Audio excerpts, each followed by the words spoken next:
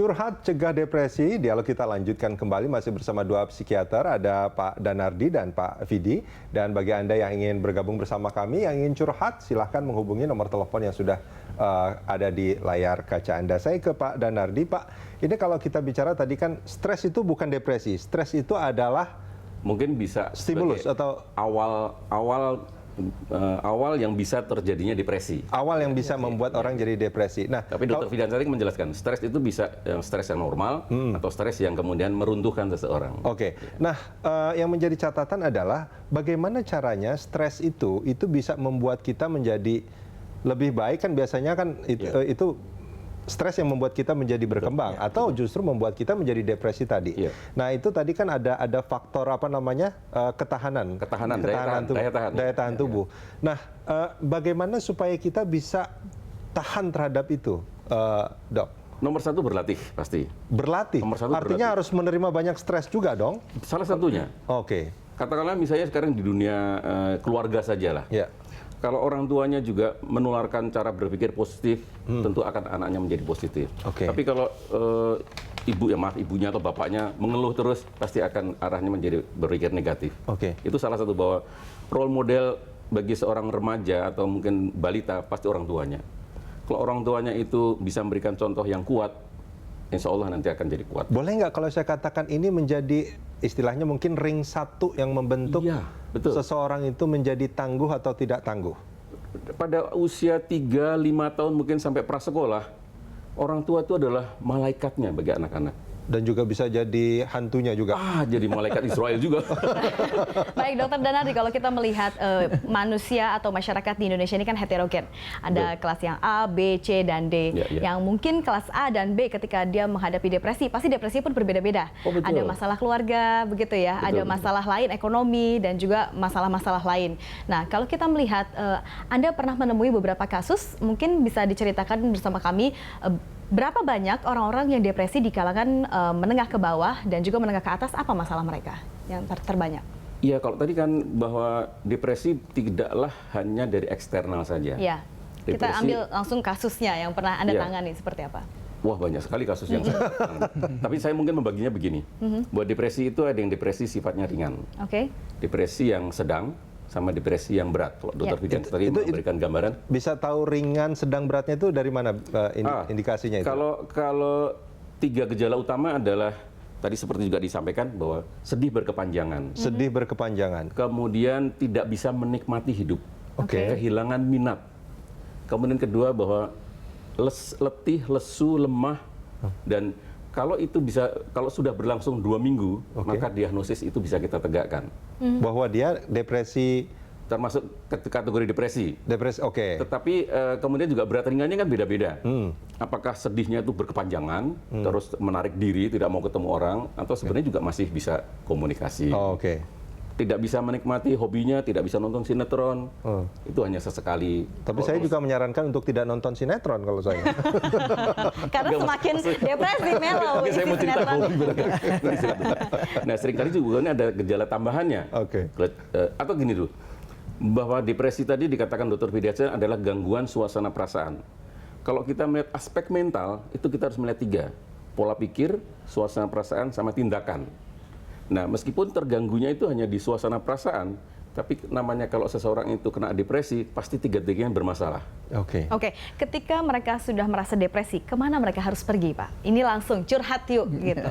Iya, kalau kategori ringan, sebenarnya paling mudah adalah curhat atau pendampingan. Pendampingannya siapa? Orang sekitar atau orang tua atau saudara atau teman itu sebenarnya yang proporsional untuk bisa memberikan bantuan. Tapi yang menarik adalah ketika dengan teman, apakah kita bisa menjamin teman kita yang akan meng-keep?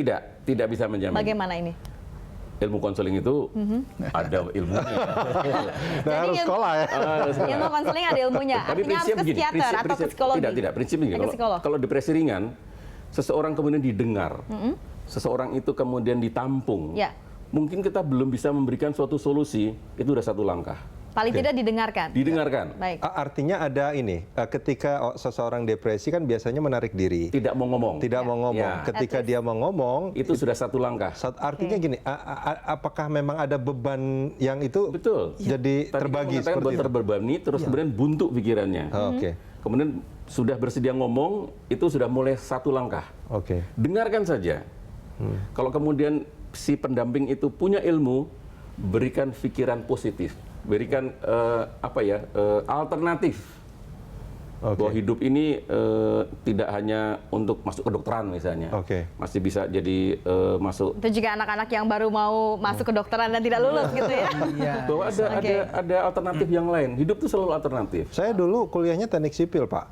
Udah kayak gitu merasa karena kurang cerdas di sipil, akhirnya saya UMPTN ambilnya ekonomi jadinya. Tapi jadi presenter. Yang jadi presenter saya tahu ada apoteker, ada dokter, ada S2, no problem. Sebuah ya, itu nggak masalah ya. Pak Vidi, ini kalau kita bicara soal data, koreksi kalau saya salah, itu ada sekitar 11% dari orang dewasa di Indonesia itu sebetulnya depresi.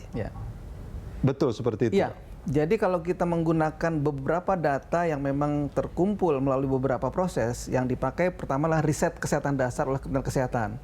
Itu angkanya 6,1%. 6,1. Oke. Tapi kalau memang di komunitas yang lebih spesifik di kalangan praktisi, misalnya di universitas, di praktek-praktek klinik, itu angkanya 11-15%. 11-15%. Dan itu sekali lagi juga fenomena gunung es. Itu cuma data ya? Data. Faktanya bisa lebih dari situ. Akan gali tadi yang dokter katakan, belum banyak orang yang pada tahap awal. Itu yang sudah tahap sedang.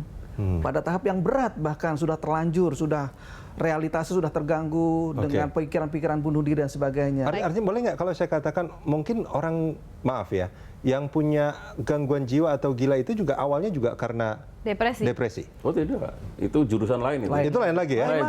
Itu lain lagi? Ini depresi, masalah tekanan, keadaan. Di buku kita, buku pedoman itu ada 100 item diagnosis gangguan jiwa. Oke, baik. Yang menarik adalah kita ambil satu case. Misalnya tadi kan kembali lagi tadi Rudy mengatakan bahwa itu dari orang tua, bagaimana orang tua menanamkan. Nah, kalau kita ambil, tidak bohong berapa banyak orang tua yang justru mereka yang mengalami permasalahan dalam keluarga. Yang suami dan istrinya cekcok. Entah cekcoknya banyak hal, yang satu selingkuh atau yang satu karena masalah ekonomi, dan akhirnya anak-anak jadi terlantar. Nah, kemana ini mereka harus pergi kalau seperti ini? Ini untuk mereka yang kalangan menengah ke bawah. Menengah ke atas bisa bayar psikolog. Kalau menengah ke bawah, kemana mereka harus pergi? Silakan Pak Vidi. Atau mungkin Kemenkes punya psikolog Tepat gratis. sekali. Jadi kami sedang memperkuat yang disebut dengan pendekatan keluarga. Pendekatan keluarga adalah di bawah supervisi layanan kesehatan primer, dalam hal ini puskesmas. Di puskesmas mulai dari bidan, perawat, dokter, kita bekali ilmu konseling tadi. Bidan untuk kepada persiapan ibu yang hamil ketika dia melakukan pemeriksaan, itu meletakkan dasar tadi saya katakan, mari para ibu hamil jangan sepelekan emosi ketika sedang melakukan proses menjaga kehamilannya. Nanti begitu dia menjadi orang tua, umur 1 sampai yang dibilang golden age period, umur emasnya itu, dia harus belajar tentang parenting skill. Jadi petugas datang ke rumah. Ini yang disebut pendekatan keluarga, bukan menunggu orang datang ke puskesmas. Nah, ini kemudian dilakukan lagi juga yang disebut dengan gerakan masyarakat sehat. Ini adalah bukan lagi tugas Kementerian Kesehatan saja. Ada setiap yang sudah mempunyai pokok atau tugas yang khusus, misalnya Kementerian Agama, dia pasti sudah punya tupoksinya. Kita muati ketika dia akan masuk ke jenjang pernikahan, masuk ke KUA, itu bukan hanya legalitas, tapi sekolah pranikah. Begitu dia kemudian nanti masuk ke pendidikan, UKS, maka Kementerian Pendidikan tadi baru saja tadi pagi Ibu Menteri melaunching Hari Kesehatan Sedunia di SMP 12 dalam rangka mengingatkan usaha kesehatan sekolah adalah pintu terdekat bagi pelajar. Baik, sejauh ini sudah berjalan? Ini yang sedang kita muati. Jadi UKS bukan hanya orang luka, kemudian jatuh diobati, bukan. Mari dengarkan juga orang tua. Pertanyaannya, tenaga yang ada di situ apakah sudah dipersiapkan betul-betul untuk mereka yang bisa menerima curhatan-curhatan dari para keluarga? Jadi sejak tahun kemarin kita sudah kumpulkan guru BK, kita kumpulkan pengelola program UKS-nya, baik yang dari muridnya maupun dari puskesmasnya.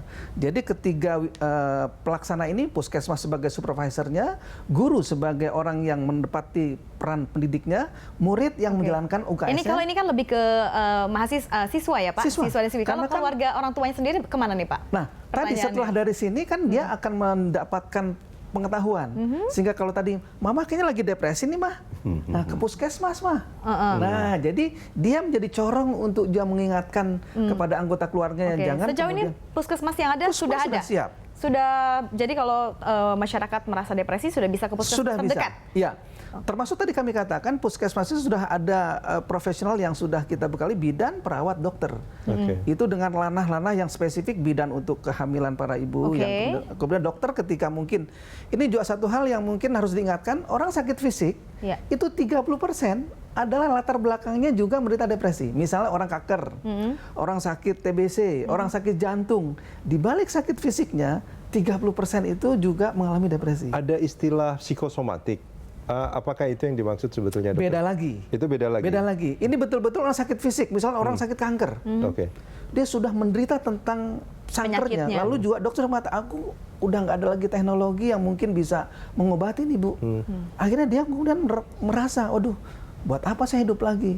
Dia depresi, itu mengalami sesuatu hal yang melekat pada orang gangguan fisik. Saya ke Dokter Danardi, menarik sebetulnya apa yang disampaikan sama Dokter Vidi tadi, misalkan anak misalkan bisa, Bu, ibu kayaknya depresi segala macam. Tapi apakah memang orang yang depresi itu akan sangat mudah dideteksi oleh bukan ahlinya ya? Oleh bukan ahlinya, itu yang pertama. Yang kedua, apakah memang orang yang mengalami depresi itu juga bisa tahu, oh kayaknya saya depresi? Ya, kalau edukasi kita bisa terus berjalan dengan baik, diharapkan bahwa tingkatan kesadaran masyarakat itu meningkat. Apakah itu dari buku-buku, apakah itu dari internet. Pemahaman depresi untuk saat ini pasien-pasien itu banyak yang, dok, apakah saya mengalami depresi karena saya baca dari internet, saya ada leaflet.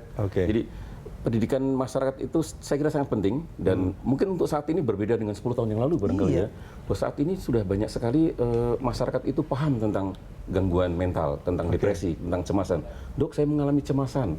Jadi ini memang penting sekali bahwa masyarakat terus dijaga atau ditingkatkan tentang pemahaman kesehatan jiwa masyarakat. Dan sehingga bisa curhat langsung ke profesional. Jadi tenaga medis yang disiapkan tadi seperti Dr. Vidi bilang sudah bisa untuk memberikan advice yang baik kepada sepasang suami istri atau kekasih atau yang mereka kehilangan lapangan pekerjaan. Ini bagaimana, Dok? Apakah diharapkan seperti itu. Jadi kalau yang bisa melakukan konseling bukan hanya dokter, apakah itu perawat, apakah itu tenaga kesehatan lain. Karena saya dulu mengajar di akademi anestesi, saya mengajarkan di perawat, itu juga pelajaran psikiatri dan disertai juga konseling. Bagaimana mereka menghadapi pasien-pasien yang sakit kronis, pasien yang mau diamputasi, itu harus ada teknik-teknik untuk berbicara. Dokter gigi pun juga punya kemampuan untuk itu ya. Biasanya kan anak-anak kalau mau cabut giginya kan juga ada stres tersendiri. Kita jeda sebentar, kita akan lanjutkan di segmen berikut nanti. Pemirsa jangan kemana-mana, dialog masih akan kembali usai jeda.